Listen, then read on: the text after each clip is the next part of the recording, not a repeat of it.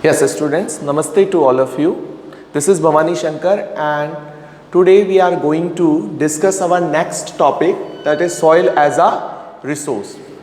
In our last video, we discussed about the meaning of resource, that what is the meaning of resource, and after that we discussed about the classification of resources. So students, today we are going to discuss our next topic of chapter number 1, resource and development, soil as a resource. So I start today's video with the meaning of soil, that what do you understand by soil. Students, if I am defining soil precisely, then the thin layer of grainy substance that covers the earth's surface, we can say soil. So students, how we can say that soil is a resource? How we can say that a soil is a resource? That is the next question in our mind.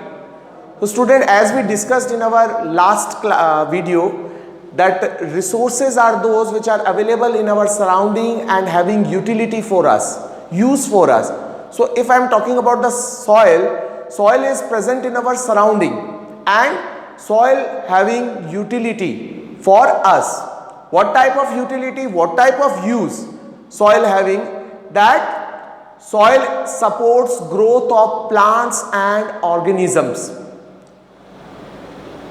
Also, we do farming practice on soil. That is the utility of soil, and now we can say that soil is a resource. Now the next question in our mind, that what type of resource soil is? What type of resource? Because we discussed in our last video about the classification of resources, then what type of resource soil is? So first, you can see the first point, that it is a natural resource. Why it is a natural resource? What are natural resources? Resources which we directly drawn from the nature. Resources which we directly drawn from the nature are natural resources, and soil is a natural resource. Now you can see on your on screen that on the basis of origin, that is the second criteria, on the basis of origin, soil is abiotic resource. Soil is abiotic resource. What are abiotic resources? We discussed already that soil is not having life, that's why it is abiotic resource, and abiotic resources are those resources not having life. They are not living thing, non-living things, and soil is non-living thing, that's why soil is a abiotic resource. Now the next one, that is on the basis of exhaustibility, students, and we already discussed about the exhaustibility. That what do you understand by exhaustibility? Exhaustibility means depletion, state of exhaustion, or we can say something being completely used up. That is the meaning of exhaustibility. And if I classify soil, if I put soil in this category, then it is renewable resource. Soil is a renewable resource. How we can say soil is a renewable resource? Because it get renewed, regenerated, and we can say replenished. That's why soil is a renewable resource. Now you can see on board that soil is made up of organic matter. What types of organic matter? That are dead remains of plants and animals, microorganisms. So soil is composed of organic matter, soil is composed of minerals and weathered rocks. So students, maybe weathered, that is somewhat new terminology for you. So student, I want to say you that what is weathering? What is the process of weathering? What do you understand by weathering? That weathering is the process of breaking up and decay of rocks. Breaking up and decay of rocks due to frost action, due to running water, or due to temperature changes. So I can say that breaking up and decay of rocks due to physical components like temperature change, frost action, or we can say plants, animal and human activity. This process is known as weathering.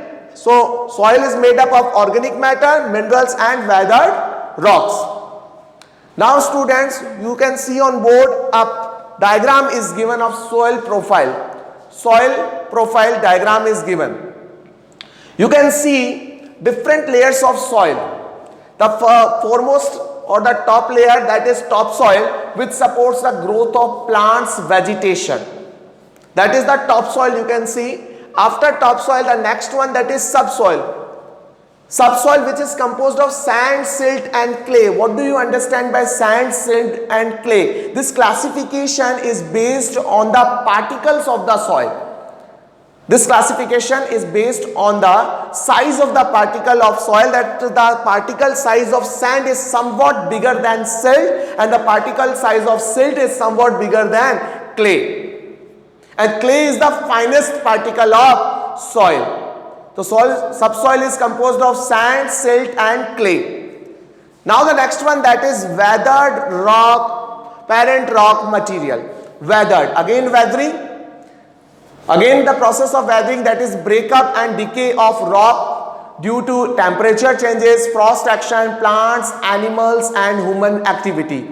So this layer somewhat experiencing the process of weathering. The process of weathering affecting this layer.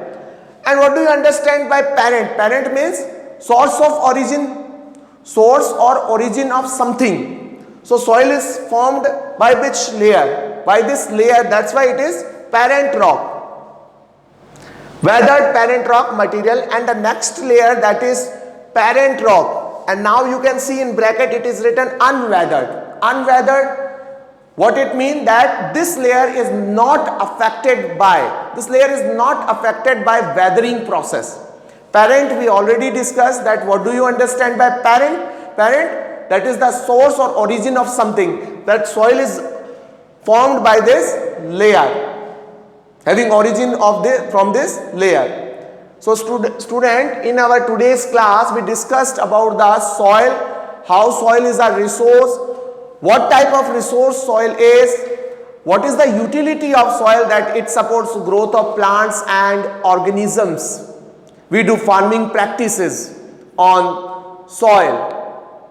So this is all about the today's class. In our next class, students, I am going to discuss with you classification of soil. So don't miss the class. Thank you so much. Namaste.